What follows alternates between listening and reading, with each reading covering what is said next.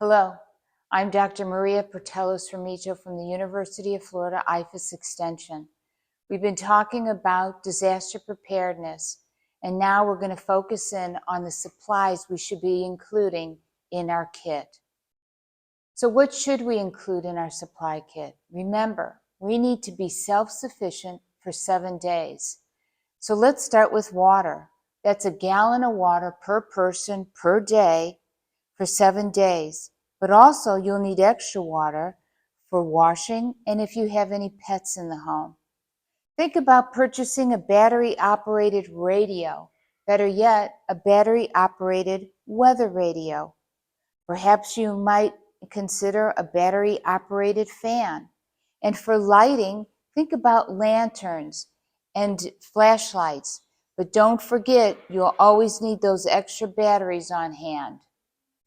Also, think about some type of a first aid kit. And if you are evacuating to a shelter, think about what supplies you might need, as well as your medications.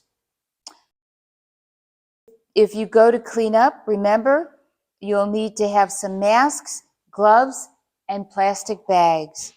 And your important documents, you always want to keep those with you. So taking video of those important documents and also videotaping your home.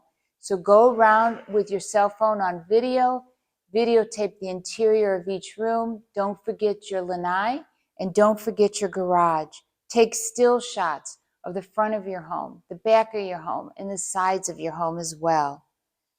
And if you need to sign up for anyone in your house that has special needs, remember there is a form that needs to be completed and can be done right online, right through our county extension office.